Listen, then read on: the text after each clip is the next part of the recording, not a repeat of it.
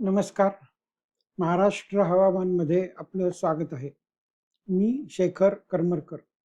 आता रेकॉर्ड करतोय ते 22 जुलै 2026 सकाळी. आता पावसाचं काय चाललंय, मान्सूनचं काय चाललंय हे मी तुम्हाला थोडक्यात समजावून सांगतो. काही गोष्टी चांगल्या आहेत, काही गोष्टी फार छान नाही आहेत. तर मुख्य म्हणजे ह्या सोमालियाच्या किनाऱ्यापासून हा जो वाऱ्याचा बेल्ट आहे, हा बघा मी व्यवस्थित काढून दाखवतोय.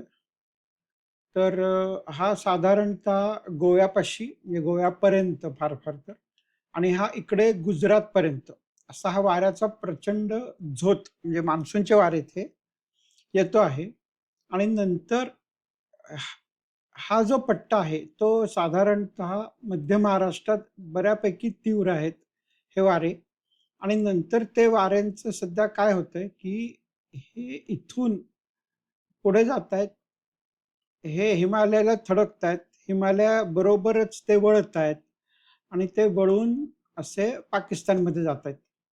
तर हे जे वारं आहे सध्या हे 3000 फुटावरचं मी दाखवतोय.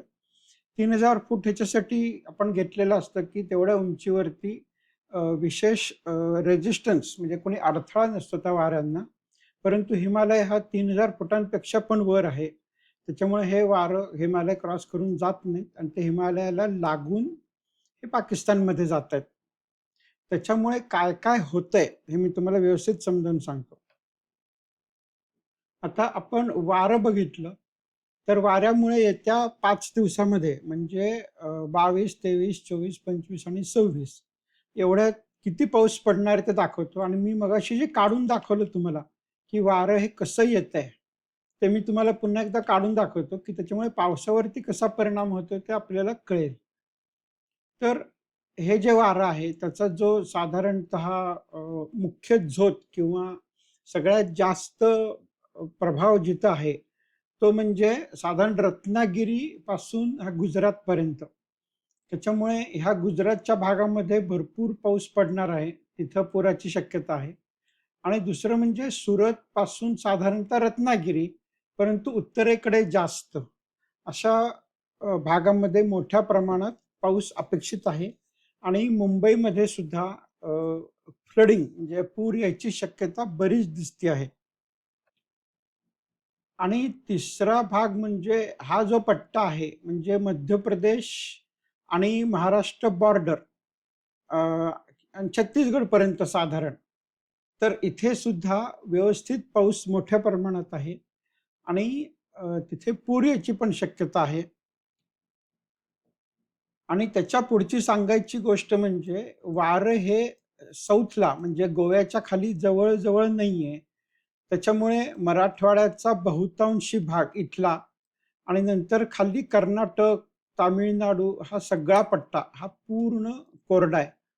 महाराष्ट्रात त्यातल्या त्यात पाऊस आहे, परंतु खाली कर्नाटक, तामिळनाडू, इव्हन केरळमध्ये सुद्धा पाऊस खूपच कमी आहे. इव्हन बऱ्याच ठिकाणी दुष्काळ पडलेला आहे. त्याच्यामुळे सध्या परिस्थिती अशी आहे, की उत्तर भारतामध्ये पाऊस मोठ्या प्रमाणात आहे. दक्षिण भारतात तर मुळीच नाहीये. कारण हे वारं जे येतंय त्याचा जो केंद्रबिंदू आहे, तो साधारण सुरत आहे. त्याच्यामुळे सुरतपासून रत्नागिरीपर्यंत त्याचा पट्टा येतोय. तो मध्य महाराष्ट्रात व्यवस्थित पाऊस पडतोय. अ, एम-पी आणि महाराष्ट्र बॉर्डरला. गुजरातमध्ये पण पाऊस आहे, परंतु साऊथला इकडं वारं पण नाहीये आणि पाऊस पण नाहीये. आणि महाराष्ट्र हा दोन्हीच्या मध्ये साधारणतः सँडविच झाल्यासारखा झालेला आहे.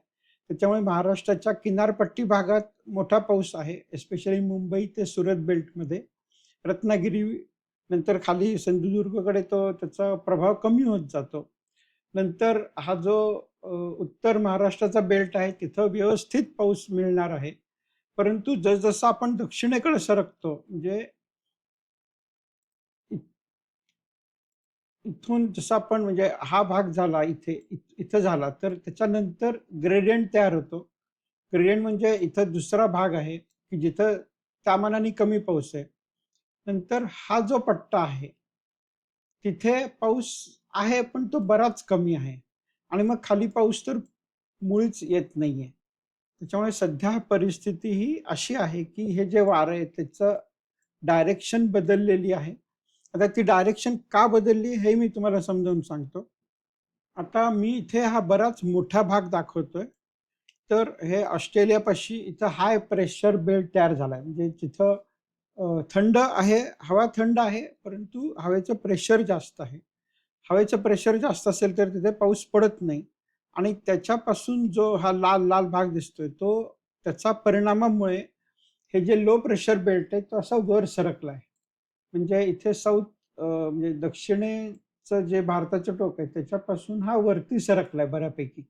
त्याच्यामुळे हा महाराष्ट्राचा जो भाग आहे, त्याच्या साधारण निम्म्यातून अशी रेष जातीये, की ज्याच्यामुळे पाऊस वरती खूप आहे आणि खाली काहीच नाहीये.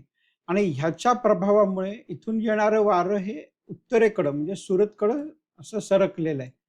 त्याच्यामुळे जगात खूप लांब-लांबपासून आपल्या हवामानावरती परिणाम होत असतो. म्हणजे ऑस्ट्रेलियापाशी जो हाय प्रेशर बेल्ट तयार झालाय, त्यांनी हे वारं उत्तरेकडे ढकललंय. सोमालियापासून त्याच्या सुरतपर्यंत असा वाऱ्याचा एक प्रकारचा झोत तयार झाल्यासारखा झालाय. त्याच्यामुळे मग मध्य भारत आणि विशेषतः महाराष्ट्राची उत्तर बॉर्डर इथं व्यवस्थित पाऊस आहे. परंतु मराठवाडा आणि मग खाली कर्नाटक, तामिळनाडू, केरळ इथे पाऊस खूपच कमी झालाय. कारण ते वारं वरती ढकललं गेलेलं आहे. आता इथे मी तुम्हाला फ्लड म्हणजे पूर कुठे येईल हे Googleचं फ्लड हब म्हणून आहे, ते तुम्ही बघू शकता. तर तिथे सध्या जे दाखवतंय, तर तिथे जसं आपण मगाशी बघितलं, की सुरत त्याच्यावरती भडोच, तिथपासून ते मुंबईपर्यंत आणि काही प्रमाणात रत्नागिरीपर्यंत पुराची शक्यता जास्त आहे. हा एक भाग झाला, जसं मी मगाशी समजावून सांगितलं. आणि दुसरा भाग म्हणजे हा जो महाराष्ट्राची आणि मध्य प्रदेशची बॉर्डर लाईन आहे. म्हणजे हा भाग, हा नागपूरपर्यंत, नागपूरला जरा जास्तच आहे पाऊस. इव्हन हा गोंदियापर्यंत जातो भाग. म्हणजे हा जो उत्तर महाराष्ट्राचा भाग आहे, तिथे फ्लड म्हणजे पुराची रिस्क आहे आणि पाऊस तर जास्त आहेच आहे. आणि हा भडोचपासून साधारण रत्नागिरीपर्यंतचा जो पट्टा आहे किनारपट्टीचा, तर तिथे जास्त प्रमाणात पूर आणि पाऊस अपेक्षित आहे. आता एक-एक भाग थोडा झूम करून दाखवतो. इथे मुंबई भागामध्ये म्हणजे सुरतपासून ते अ, अगदी मुंबई संपेपर्यंत म्हणजे मुरुड जंजिरापर्यंत इथे किनारपट्टीवरती कोकणात भरपूर पाऊस आहे. जसं आपण खाली जातो म्हणजे रत्नागिरी, सिंधुदुर्गकडे तसा तो पाऊस कमी होत जातोय. हा पाऊस कोकणात जास्त आहे, घाटमाथ्यावर कमी आहे. फक्त नाशिकचा जो घाटमाथा आहे किंवा पुणे जिल्ह्याचा जो उत्तर भाग आहे, तिथं व्यवस्थित पाऊस आहे येत्या 5 दिवसामध्ये. हे मी आयकॉन मॉडेल दाखवतो. आयकॉन मॉडेल जास्त रिलायबल आहे महाराष्ट्रासाठी. नंतर हा जो आपण पट्टा बघितला मध्य प्रदेश आणि महाराष्ट्राच्या बॉर्डरला, तर इथं पण व्यवस्थित पाऊस आहे अगदी पार महाराष्ट्र बॉर्डरपर्यंत. म्हणजे मग त्याच्यामध्ये धुळे, जळगाव, अ, बऱ्हाणपुरा एम-पीचा भाग आहे. अकोला, अमरावती, नागपूर, पुढे भंडारा आणि अ, चंद्रपूर हा सगळा वर्धा, हा जो सगळा पट्टा येतो इथे, तर तिथे व्यवस्थित पाऊस आहे. कारण जसा हा पट्टा आपण बघितलं, की सुरतकडे तो फोकस झालेला आहे. त्याच्या प्रभावाखाली हा पूर्ण भाग व्यवस्थित पाऊस पडेल. नागपूर भागात तर जास्त पाऊस पडेल म्हणजे जवळ-जवळ 150 पावणे 200 मिलीमीटर दाखवतंय येत्या 5 दिवसामध्ये. त्याच्यामुळे नागपूरच्या भागात थोडा पूर यायची शक्यता आहे. इकडे म्हटलं तर अगदी महाराष्ट्र बॉर्डरपर्यंत म्हणजे गोंदिया, नंतर इकडे गडचिरोली या भागात पण व्यवस्थित पाऊस आहे. 100 मिलीमीटरच्या वर दाखवतंय. त्याच्यानंतर जो दुसरा त्याच्या खालोखालचा पट्टा आहे, म्हणजे जिथं खूप पाऊस नाहीये, पण व्यवस्थित मिळणार आहे आपल्याला पाऊस. त्याची वरची बॉर्डर ही आणि साधारणतः खालची बॉर्डर ही असं म्हणूयात आपण.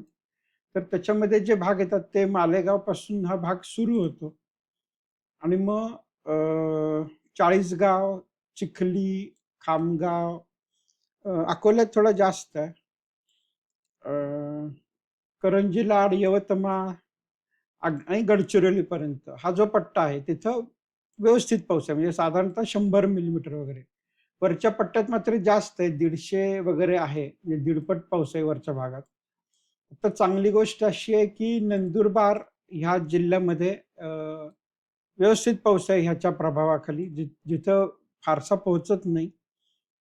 अ, नंतर खाली जो पट्टा येतो ह्याच्या खाली, तर तिथे मात्र पाऊस तुरळक आहे. म्हणजे संभाजीनगर, हिंगोली या भागामध्ये बऱ्यापैकी आहे. म्हणजे तिथे ते साधारणतः 40-50 मिलीमीटर वगैरे दाखवतंय. हे नकाशे तुम्ही बघा, स्वतः बघा. त्यात फार अवघड नाहीये. कारण मी प्रत्येक गावाचं नाव घेणं शक्य नसतं. 10 ते 12 मिनिटाचा मी व्हिडिओ बनवतो. त्याच्यामध्ये मुख्य म्हणजे मी काय चाललंय मोठ्या पातळीवर हे समजावून सांगतो. प्रत्येक गाव कसं बघायचं ह्याचा मी व्हिडिओ टाकलेला आहे. त्याची लिंक पण मी खाली देतो आहे. आणि मुख्य सांगायचा भाग म्हणजे हा जो दुष्काळी प्रदेश आहे. आता हा बिदर, गुलबर्गा वगैरे तर तो कर्नाटकचा दुष्काळी प्रदेश झाला. परंतु महाराष्ट्राचा जर आपण विचार केला, तर त्याच्यामध्ये मराठवाड्याचा बहुतांशी भाग येतो. म्हणजे आता इथून म्हणजे लातूरचा भाग, लातूर जिल्हा, अ, माजलगाव, बीड जिल्हा, नंतर हा भाग इकडे नगर जिल्ह्यापर्यंत, मग इकडे दौंड, बारामती, साताराचा भाग म्हणजे मायणी वगैरे, सांगलीचा जत, जतचा भाग आणि मग सोलापूर जिल्हा बहुतांशी याच्यामधला सगळा भाग. हा खरंच दुष्काळी आहे. म्हणजे लोक काही-काही जण कॉमेंट करतात, की तुम्ही दुष्काळ आहे असं कसं म्हणता? पण तुम्ही जर या भागात राहत असाल, तर तुम्ही स्वतः कॉमेंट करून सांगा, की आत्तापर्यंत पाऊस इथे कमी पडलेला आहे. रोज मी बघतोय, की या भागात पाऊस कुठूनच पोहोचत नाहीये. म्हणजे तो एम-पीकडनं पोहोचत नाहीये, तो कोकणाकडनं पण पोहोचत नाहीये. त्याच्या खालचा भाग कर्नाटक आणि तामिळनाडूकडे जातो, तर ऑलरेडी जास्त दुष्काळी झालेला आहे यावर्षी. त्याच्यामुळे जे वाईट वाटतं, पण हे सांगणं माझं काम आहे, की हा भाग खरंच दुष्काळ पडणार आहे यावर्षी असं वाटतंय. आणि तिथे खरंच सरकारने दुष्काळ जाहीर केला आहे, जे काही मी दाखवलंय भाग त्या भागामध्ये. तर खरंच बरं होणार आहे त्या लोकांसाठी. तर सध्याची परिस्थिती ही अशी आहे, की कोकण किनारपट्टी विशेषतः मुंबईच्या बाजूच्या भागमध्ये पूर येणार आहे. नागपूर ते जळगाव, धुळे, नंदुरबार पर्यंतचा जो बेल्ट आहे, तिथं व्यवस्थित पाऊस आहे. त्याच्या खालोखाल जो पट्टा तयार होतो, तिथेही बऱ्यापैकी पाऊस आहे. परंतु मराठवाड्याचा मोठा भाग आणि पश्चिम महाराष्ट्राचा दुष्काळी भाग, इथे अजूनही पाऊस येत नाहीये, पोहोचत नाहीये. जेमतेम 10-15 मिलीमीटर दाखवत आहे. 10-15 मिलीमीटरमध्ये पेरण्या होणं किंवा पिकं वाचणं फार अवघड आहे. ते 15 मिलीमीटर म्हणजे काहीच नाही पाऊस. म्हणजे त्यांनी तुमची जमीन सुद्धा ओली होत नाही, एवढा कमी पाऊस येतो. तर परिस्थिती सध्या अशी आहे. त्याच्यामुळे एल निनोचा प्रभाव आपण ह्याला म्हणू शकतो, ज्याच्यामुळे वारं जे आहे ते वरती सरकलंय आणि खाली सगळं दुष्काळी भाग तयार झालेला आहे. असंच मी जे अपडेट्स आहेत ते सांगत राहीन. आता पुन्हा उद्या भेटूया. तोवर नमस्कार.